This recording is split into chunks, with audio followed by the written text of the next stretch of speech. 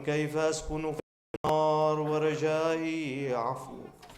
فبعزتك يا سيدي ومولاي أقسم صادقا لئن تركتني ناطقا لأضجن إليك بين أهلها ضجيج الآمل، ولأصرخن إليك صراخ المستصرخين، ولأبكين عليك بكاء الفاقدين، ولأنادينك أين كنت يا ولي المؤمنين، يا غاية آمال العارفين، يا غياث المستغيثين، يا غياث المستغيثين، يا غياث المستغيثين، يا حبيب قلوب الصادقين، ويا إله العالمين.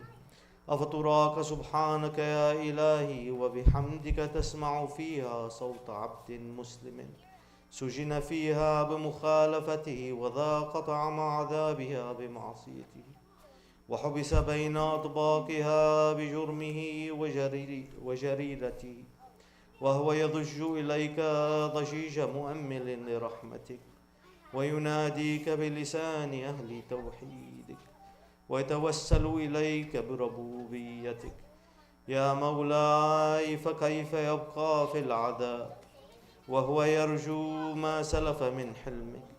أم كيف تؤلمه النار وهو يأمل فضلك ورحمتك؟ أم كيف يحرقه لهيبها وأنت تسمع صوته وترى مكانه؟ أم كيف يشتمل عليه زفيرها وأنت تعلم ضعفه؟ أم كيف يتقلقل بين أطباقها وأنت تعلم صدقه؟ أم كيف تجره زبانيتها وهو يناديك يا رب؟ أم كيف يرجو فضلك في عتقه منها فتتركه فيها؟ هيهات ما ذلك الظن بك، ولا المعروف من فضلك، ولا مشبه لما عاملت به الموحدين من برك وإحسانك. فباليقين أقطع لولا ما حكمت به من تعذيب جاحديك وقضيت به من إخلاد معانديك لجعلت النار كلها بردا وسلاما، وما كان لأحد فيها مقرا ولا مقاما، لكنك تقدست أسماؤك اقسمت أن تملأ من الكافرين من الجنة والناس أجمعين، وأن تخلد فيها المعاندين، وأنت جل ثناؤك قلت مبتدئا وتطولت بالإنعام متكرما. أفمن كان مؤمنا كمن كان فاسقا لا يستوون.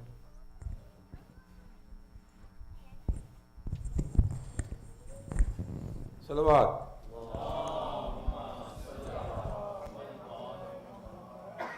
إلهي وسيدي، فأسألك بالقدرة التي قدرتها وبالقضية التي حتمتها وحكمتها وغلبت من عليه أجريتها، أن تهب لي في هذه الليلة وفي هذه الساعة كل جرم أجرمته، وكل ذنب أذنبته، وكل قبيح أسررته، وكل جهل عملته، كتمته أو أعلنته، أخفيته أو أظهرته، وكل سيئة أمرت بإثباتها الكرام الكاتبين الذين وكلتهم بحفظ ما يكون مني، وجعلتهم شهودا علي مع جباره، وكنت أنت الرقيب علي من ورائهم والشاهد لما خفي عنهم، وبرحمتك أخفيت وبفضلك سترت، وأن توفر من كل خير أنزلت، أو إحسان فضلت، أو بر نشرت، أو رزق بسطت، أو ذنب تغفره، أو خطأ تستره. يا رب يا everyone، يا رب يا رب يا رب या रब या रब्बी या इलाही व सय्यदी व मौलाय व मालिक रिक़ी या मन बियदिही नासियती या अलीमन बिज़ुर्री व मस्कनती या खबीरन बिफ़ख्री व फ़ाक़ती या रब्बी या रब्बी या रब या रब्बी या रब्बी या रब या रब्बी या रब्बी अस्अलुका बिहक़्क़िका व ख़ुद्सिका व आज़म सिफ़ातिका व अस्माइक अन तजअल औक़ाती मिनल लैली वन नहार व बिज़िक्रिका मअमूरा व बिख़िदमतिका मौसूला व आमाली इंदका मक़बूला हत्ता तकून आमाली व औरादी कुल्लहा विरदन वाहिदा व हाली फ़ी ख़िदमतिका सरमदा या सय्यदी या मन अलैहि मुअव्वली या मन इलैहि शकौतु अहवाली या रब्बी या रब्बी या रब या रब्बी या रब्बी या रब قو على خدمتك جوارحي واشدد على العزيمة جوانحي وهب لي الجد في خشيتك والدوام في الاتصال بخدمتك حتى أسرح إليك في ميادين السابقين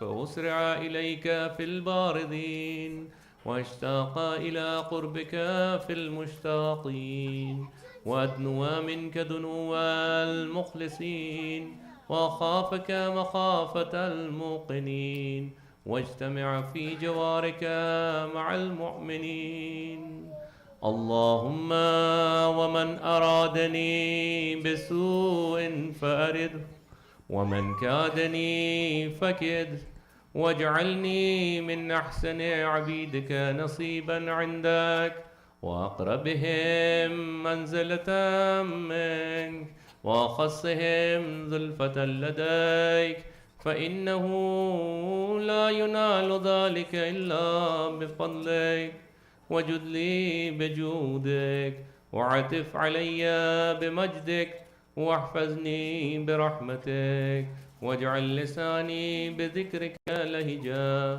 وقلبي بحبك مطيما ومن علي بحسن إجابتك وأقلني عثرتي واغفر ذلتي فإنك قضيت على عبادك بعبادتك وأمرتهم بدعائك وضمنت لهم الإجابة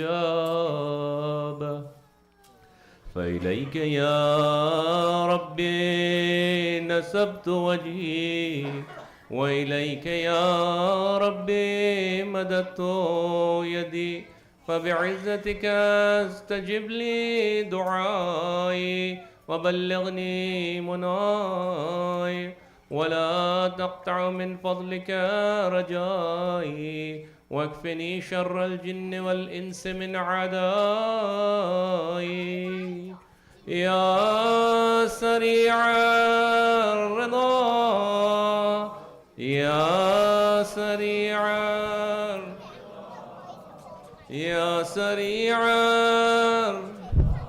اغفر لمن لا يملك إلا الدعاء فإنك فعال لما تشاء يا من اسمه دواء وذكره شفاء وطاعته غنى ارحم من رأس ماله الرجاء وسلاحه البكاء يا سابغ النعم يا دافعا يا نور المستوحشين في الظلام يا عالم الله صل على محمد وآل محمد وافعل بما أنت أهله وصلى الله على رسوله والأئمة الميامين من آله وسلم تسليما كثيرا. محمد وآل محمد. Allahumma salli ala Muhammad wa ali Muhammad. Please recite Surah Fatiha for Jumla Mu'minin Mu'minat, especially those who have sponsored the program tonight, and also those of us, those for whom there is no one to recite a Fatiha. Please recite Surah Fatiha. Bismillah.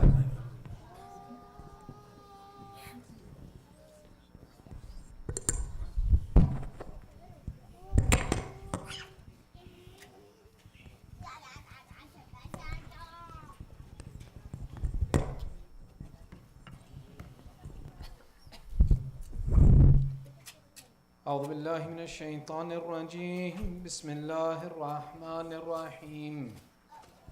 الحمد لله رب العالمين، ثم الصلاة والسلام على سيدنا ونبينا وحبيب إله العالمين أبي القاسم محمد وعلى آله الطيبين الطاهرين المعصومين، واللعنة على أعدائهم أجمعين من الآن إلى قيام يوم الدين. أما بعد، فقد قال الله تعالى في محكم كتابه الحكيم: بسم الله الرحمن الرحيم.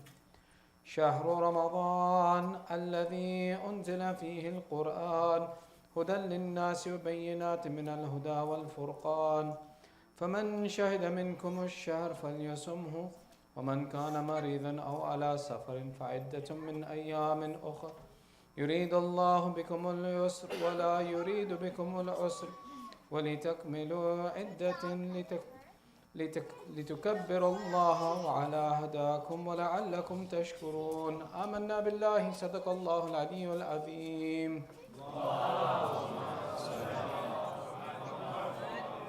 Your second salawat for love of Muhammad wa Ali Muhammad.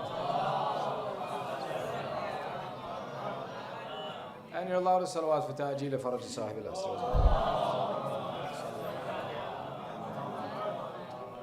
So my intention is not to make tonight's discussion long, because inshallah you'll be listening to 30 discussions after.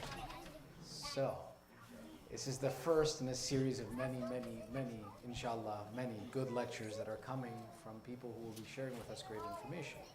There's a few points that are worth sharing. One, I want to kind of wrap up our discussion around fiqh, the starting of fiqh. So we'll take a few minutes to talk about fiqh, and then we'll talk about the particularities of tonight, tomorrow, and the start of this month.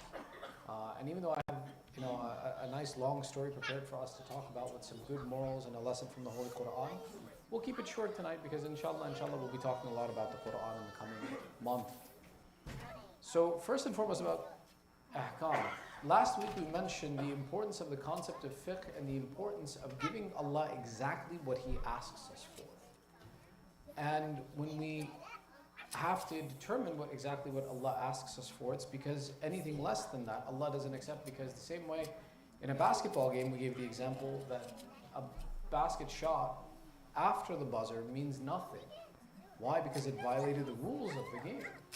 In the same sense, if we can understand that sports should be played where there are rules and following the rules earns us a reward, then how could it be that when it comes to Islam and the purpose of our life, that there are no rules and we can do whatever we want to when it comes to the ibadat of Allah?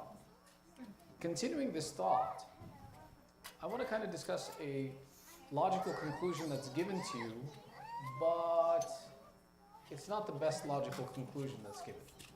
Let me give you an example. Sometimes we have logical conclusions or logical deductions that are made that don't exactly make a lot of sense.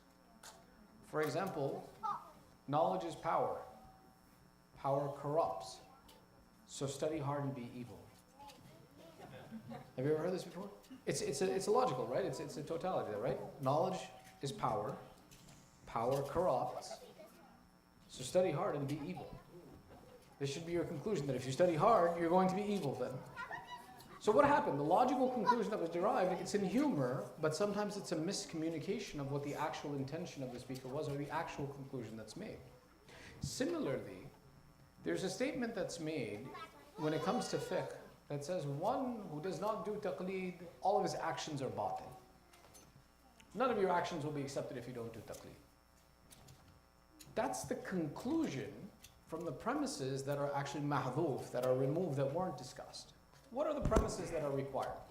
One, we mentioned that any action that Allah requires from us to be done should be done understanding what Allah has asked us to do exactly as Allah has asked us to do it.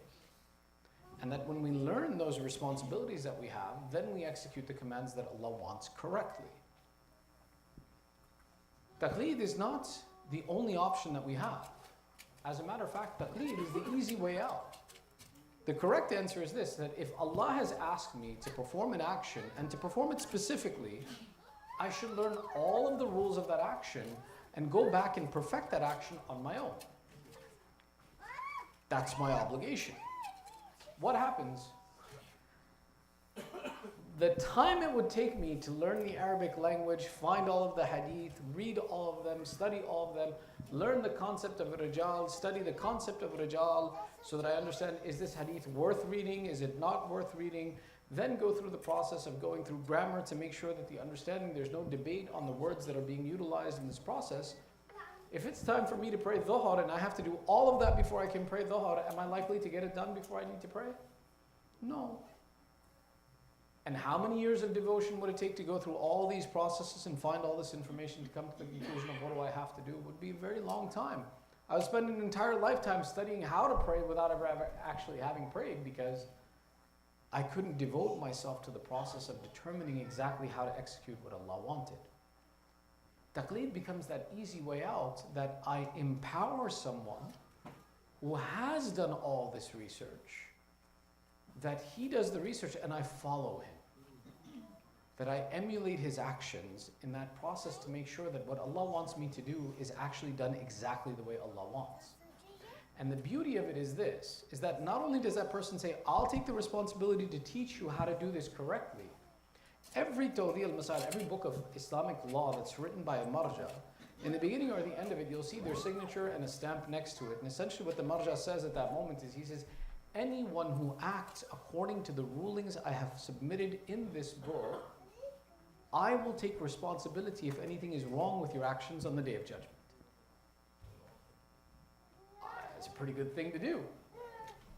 Understanding it in this light, that there is someone who's willing to step up and take that responsibility for me, and they're willing to do all of this research for me, I should be excited to do taqleed. Should be happy about it, that someone wants to do this for me, and my job is to find the most intelligent one and the smartest one, and just make sure that I follow that individual. And this is a very intellectually sound concept, because today, with the beauty and the benefits of the internet, when I need something done, who do I look for to do it for me? The best! Logical conclusion is that if I have something to need, if I need something repaired in my house, if I need to see a doctor, if I need to see a dentist, what do? I go and I research the reviews, I find the best one, and I go to that individual. Why? Because given the option of everything in front of me, I want the best available resource to me, and the same thing in the concept of taqleed, that I can follow anybody's opinion, but why should I follow anybody's opinion when the best is available to me? And that my job is to make sure that that person who is the best at finding out what Allah wants is the one who I follow, so I get as close as possible to Allah's command.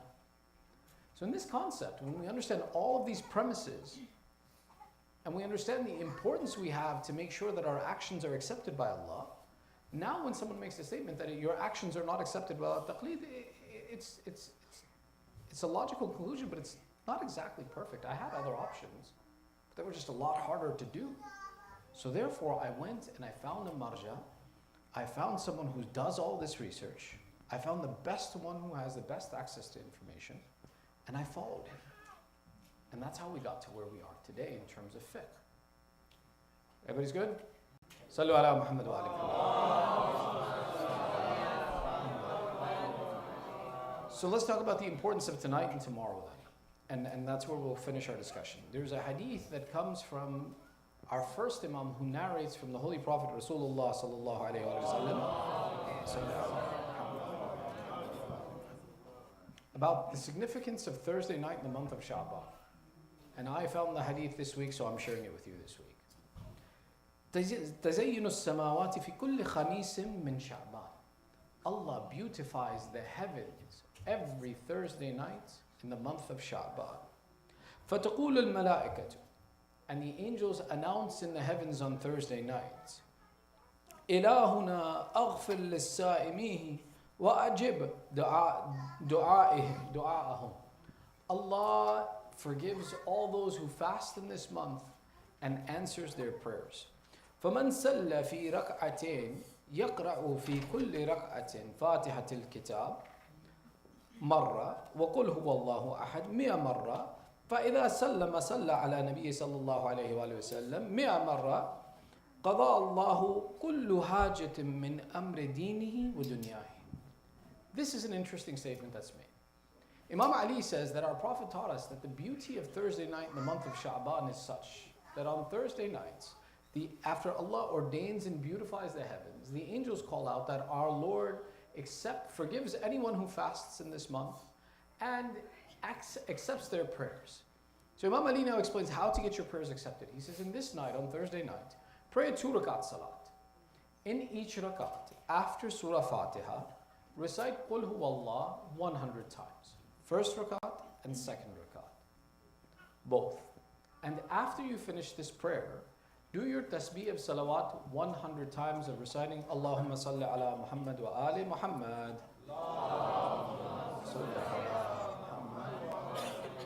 And the Imam says, by the barakat of this prayer done on a Thursday night in Sha'ban, قَضَى اللَّهُ لَهُ كُلُّ حَاجَةٍ. Allah will answer every dua he makes for his religion and for his world. Anything that you wanted to achieve, that this is the last Thursday night we have from the month of Sha'ban, it's a great opportunity to take advantage. Now, let me explain something also that's nice about this, is that this is a mustahab prayer. Mustahab prayers, when you pray them, you don't have to be standing on the musalla. You can technically be walking around, moving, doing other things when it comes to mustahab prayers. Now, you have to have wudu. Let's point that out. You can't do other things like, for example, have a conversation about baseball as I'm doing my tasbih and it's like, oh man, the Mets this year look horrible again. Can't do that. But if, let's say, I have a task that I have to complete, I'm driving, for example, I'm sitting and doing some work, I'm sitting at work, I'm sitting somewhere where I have some obligation to, or I have to go somewhere. Or let's say, for example, I have to do my cardio for the day and I'm standing on the treadmill. Instead of me watching TV as I'm walking on my treadmill, I can do this a'mal and receive the reward of this because it's a mustahab prayer. So mustahab prayers can be done in the act of performing other actions, and it's permissible to, and you receive the same reward as if you did it full. But tonight being one of those special nights that we have the opportunity to take advantage of this night and receive this great reward that Allah fulfills our desires of this world and the next, and we honor the month of Sha'ban. Now, in that context, tonight being the last Thursday night, today was the 29th of this month of Sha'ban. If you know that every Islamic month that's based on the lunar calendar has either 29 or 30 days. How do we determine the start of a new month? This is an interesting conversation as well, too. One of the ways that we've been told to determine the start of the new month is if you see the new moon, right? The verse of Quran that we began in verse 185 of Surah Al-Baqarah, Allah specifically says, فَمَنْ شَهِدَ مِنْكُمُ الشَّهْرَ. One who witnesses this month, meaning witnesses the start of this month, and that refers to the seeing of the moon of this month.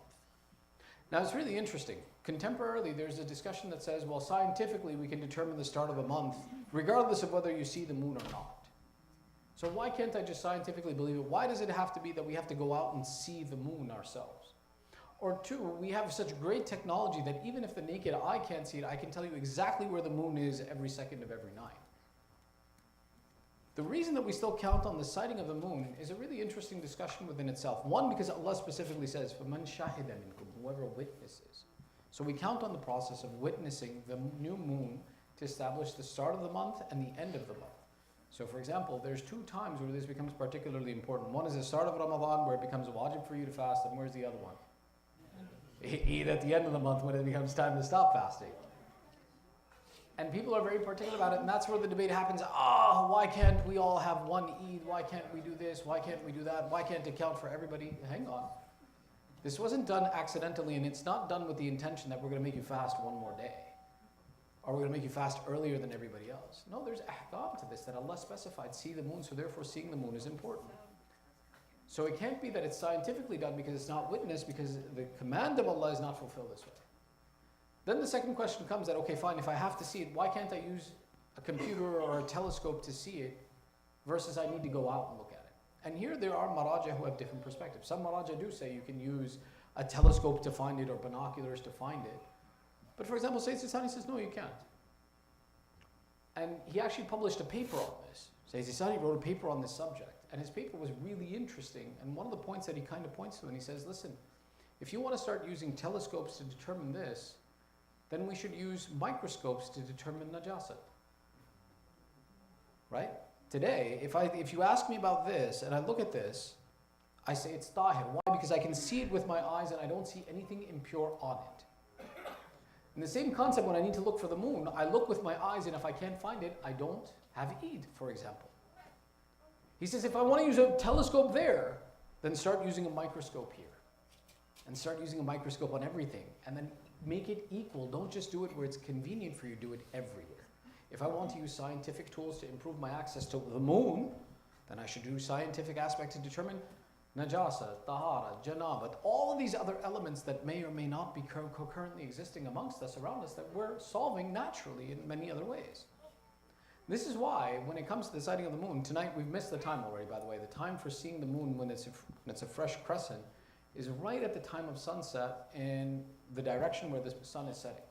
So today, if you wanted to fast tomorrow as the first of Ramadan, you should have been outside at around 6 o'clock, 6:15, looking for the moon in the westerly direction. And if you would have seen it, if we would have had witnesses, we would have had sufficiency to start the month of Ramadan tomorrow. But, exactly, it wasn't seen. So what's likely to happen is we're likely to have 30 days of Shaban, and then the month of Ramadan begins after that. But because it could have been the first of Ramadan, there's special ahkam for tomorrow.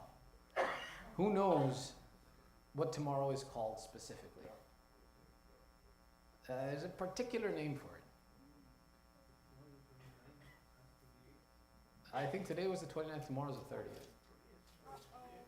28th? Okay.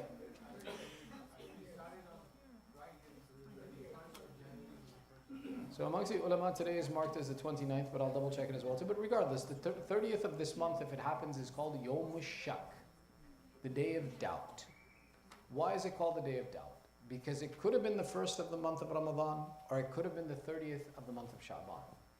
The difference is this: if it was the first of Ramadan, then it was wajib on me to fast. But if it wasn't the first of Ramadan, it wasn't wajib for me to fast. So Yawm Shak has ahkam and rules that are specifically associated with it, to be very careful with this day, that it could have been wajib on you to fast. So what happens is that it's recommended to fast on the final day of Shaban as Yawm Shak, as the day of doubt. And when you fast on that day, you have to be particular about your intention. Let me explain. If I say it was the first of Ramzan and it wasn't, does my fast count? I'm fasting for Ramzan, qurbatan lillah. Is it the first of Ramzan? No. If I'm saying that, I'm just fasting, because I think it could be the first of Ramzan, so no, the intention has to be particular. The intention is made that I'm fasting on this day, either a qadha fast, or I'm fasting on this day mustahab qurbatan ilallah. I can't say it's wajib, because unless if I say it's qadha. If it's my qadha fast, then I can say it's wajib. But I can't just say I'm fasting because it could be the first of Ramzan and it's wajib on me, so therefore I fast. So I either have to make the intention that it's mustahab, that this day could be wajib for me to fast, or I have to say it's one of my qadha fasts. If I fasted on this day with the intention of mustahab or qadha, and then at the end of the month we figure out that, oh no, it was actually the first of Ramzan. And if you notice in the past few years, it has happened once or twice that we've had the day wrong and we've had to go back and say, no, the first was a day earlier. If I fast this day and at the end of the month we discover, no, it was the first of Ramzan and we didn't know it was the first of Ramzan, I don't have to make up that fast. The qadha or the mustahab will switch to the wajib and I'll be good to go. And it'll count. So I don't have to make up any fast and I'm good to go and it's taken care of. This is one of the benefits of Yawm Shak. The other side is, let's say for example that it isn't the first of Ramzan, it's just the last of the day of the month of Shaban. Fasting on the last day of Shaban is within itself incredibly mustahab. Incredibly mustahab. There are a number of ahadith that we have about this, and I'll mention 3 of them for you. Ready? From our sixth Imam Ja'far as-Sadiq alayhi salam,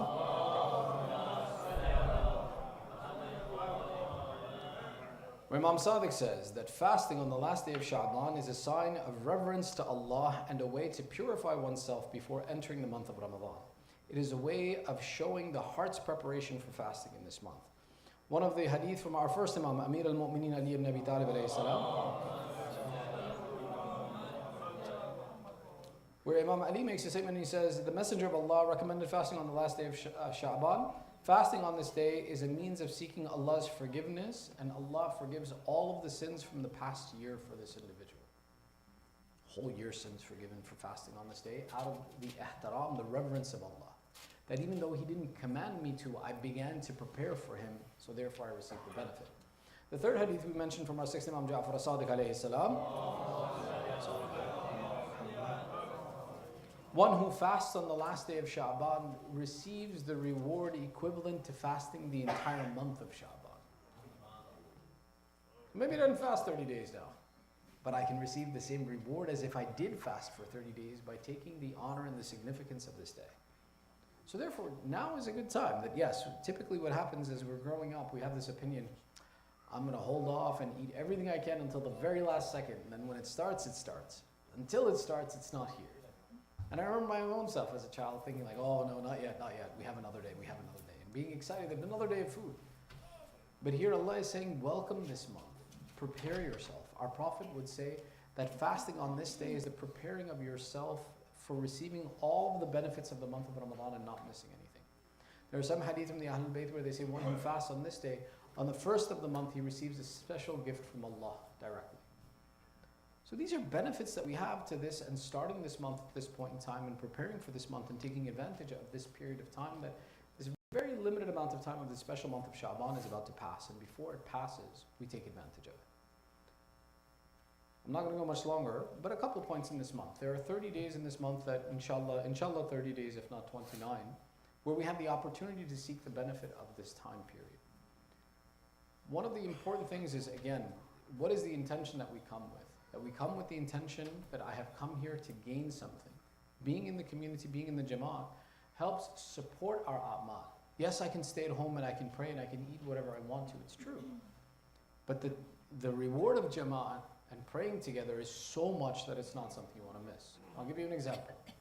It's narrated that when two people pray together, Allah sends 2 rows of angels behind them to pray with them that extend as far to the east and west as possible. When 3 people, Allah sends 3.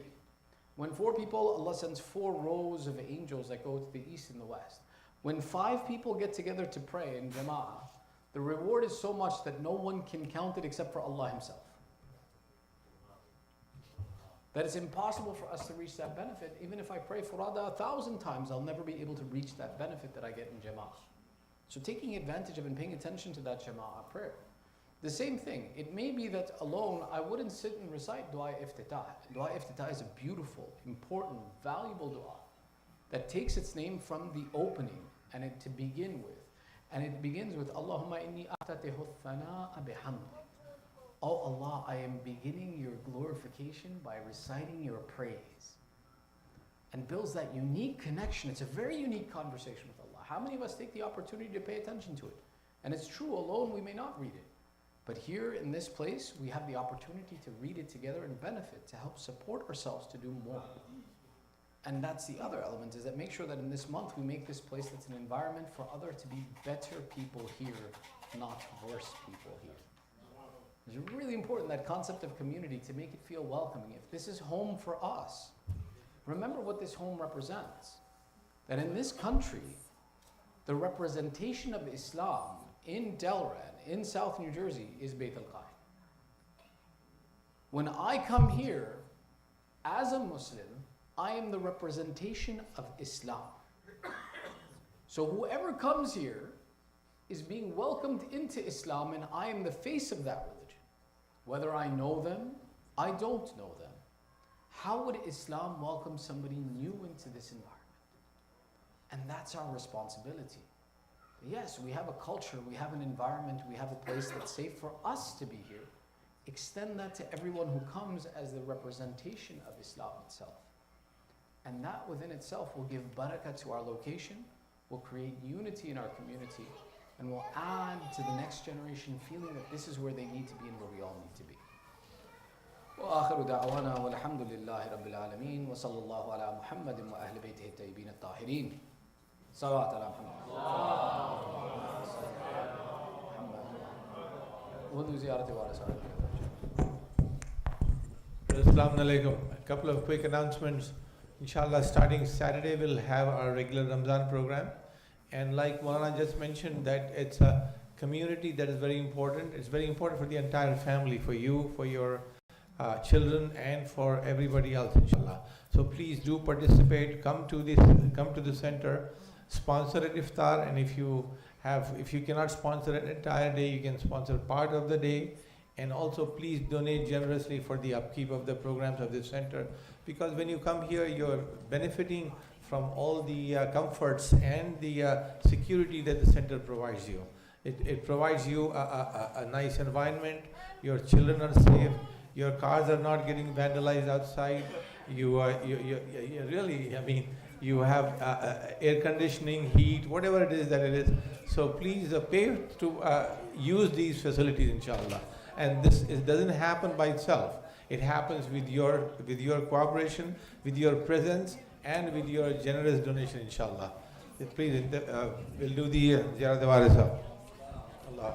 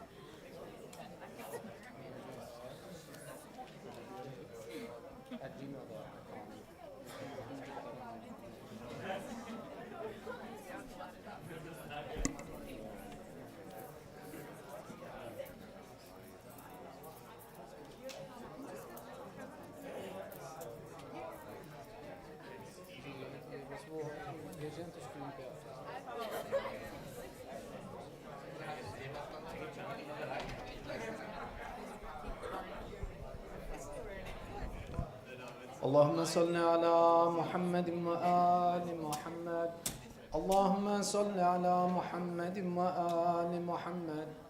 اللهم صل على محمد وآل محمد. We're reciting Ziyarat Waritha on our behalf, on behalf of the entire community, our marhumin, the mu'mineen who aren't here, and all those in need of dua. Qurbatan ilallah. اللهم صل على محمد وآل محمد. السلام عليك يا رسول الله يا نبي الله. السلام عليك يا أمير المؤمنين يا علي بن أبي طالب. السلام عليك يا فاطمة الزهراء سيدة النساء العالمين. السلام عليك يا حسن بن علي المجتبى ورحمة الله وبركاته. السلام عليك يا وارث آدم صفوة الله. السلام عليك يا وارث نوح النبي الله. السلام عليك يا وارث إبراهيم خليل الله. السلام عليك يا وارث موسى كليم الله. السلام عليك يا وارث عيسى روح الله. السلام عليك يا وارث محمد حبيب الله. السلام عليك يا وارث علي أمير المؤمنين ولي الله. السلام عليك يا ابن محمد المصطفى. السلام عليك يا ابن علي المرتضى. السلام عليك يا ابن فاطمة الزهراء. السلام عليك يا ابن خديجة الكبرى. السلام عليك يا ثار الله وابن ثاره والوتر الموتور. أشهد أنك قد أقمت الصلاة وآتيت الزكاة وأمرت بالمعروف ونهيت عن المنكر وأطعت الله ورسوله حتى أتاك اليقين. فلعن الله أمتان قتلتك ولعن الله أمتان ظلمت ولعن الله أمتان سمعت بذلك فرضيت به. يا مولاي يا أبا عبد الله أشهد أنك كنت نورا في الأسلاب الشامخة والأرحام المطهرة، لم تنجسك الجاهلية بأنجاسها، ولم تلبسك من مدلهمات ثيابها. وأشهد أنك من دعائم الدين وأركان المؤمنين. وأشهد أنك الإمام البر التقي الرضي الزكي الهادي المهدي. وأشهد أن الأئمة من ولدك كلمة التقوى وأعلام الهدى والأروة الوثقى والحجة على أهل الدنيا. وأشهد الله وملائكته وأنبياءه ورسله أني بكم مؤمن وبإيابكم موقن بالشرائع الدين وخواتيم عملي، وقلبي لقلبكم سلم وأمري لأمركم متبع. صلوات الله عليكم وعلى أرواحكم وعلى أجسادكم وعلى أجسامكم وعلى شاهدكم وعلى غائبكم وعلى ظاهركم وعلى باطنكم. سيارة حضرت علي أكبر. السلام عليك يا ابن رسول الله، السلام عليك يا ابن نبي الله، السلام عليك يا ابن أمير المؤمنين، السلام عليك يا ابن الحسين الشهيد، السلام عليك أيها الشهيد وابن الشهيد، السلام عليك أيها المظلوم وابن المظلوم. لعن الله أمة قتلتك، ولعن الله أمة ظلمتك، ولعن الله أمة سمعت بذلك فرضيت به. زيارة بشهداء كربلاء. السلام عليكم يا أولياء الله وأحباءه، السلام عليكم يا أصفياء الله وأوداءه، السلام عليكم يا أنصار دين الله، السلام عليكم يا أنصار رسول الله، السلام عليكم يا أنصار أمير المؤمنين، السلام عليكم يا أنصار فاطمة سيدة النساء العالمين، السلام عليكم يا أنصار أبي محمد الحسن بن علي الولي الناصح، السلام عليكم يا أنصار أبي عبد الله، بأبي أنتم وأمي تبتم وتابت الأرض التي فيها دفنتم وفزتم فوزا عظيما. فيا ليتني كنت معكم فأفوز معكم. زيارة حضرت عباس. السلام عليك يا أبا الفضل العباس ابن أمير المؤمنين، السلام عليك يا ابن سيد الوسيين، السلام عليك يا ابن أول القوم إسلاما وأقدمهم إيمانا وأقومهم بدين الله وأحوتهم على الإسلام. أشهد لقد نصحت لله ولرسوله ولأخيك فنعم الأخ المواسي. فلعن الله أمة قتلتك، ولعن الله أمة ظلمت، ولعن الله أمة استحلت منك المحارم وانتهكت حرمة الإسلام. فنعم الصابر المجاهد المحامي الناصر، والأخ الدافع عن أخيه المجيب إلى طاعة ربه الراغب فيما زهد فيه غيره من الثواب الجزيل والثناء الجميل. والحقك الله بدرجة آبائك في جنات النعيم. السلام عليك يا تسعة المعصومين من ذرية الحسين، علي بن الحسين زين العابدين، ومحمد بن علي باقر علم النبيين، وجعفر بن محمد الصادق، وموسى بن جعفر الكاظم، وعلي بن موسى الرضا، ومحمد بن علي الجواد، وعلي بن محمد الهادي، والحسن بن علي العسكري. وحجة الله يا ابن الحسن يا صاحب العصر والزمان، عجل الله تعالى فرجك وسهل الله تعالى مخرجك وظهورك وجعلنا من أعوانك والأنصارك. السلام عليكم جميعا ورحمة الله وبركاته. اللهم الحجة ابن الحسن صلواتك عليه وعلى آبائه في هذه الساعة وفي كل ساعة وليا وحافظا وقائدا وناصرا ودليلا وعينا حتى تسكنه أرضك طوعا وتمتعه فيها طويلا. الله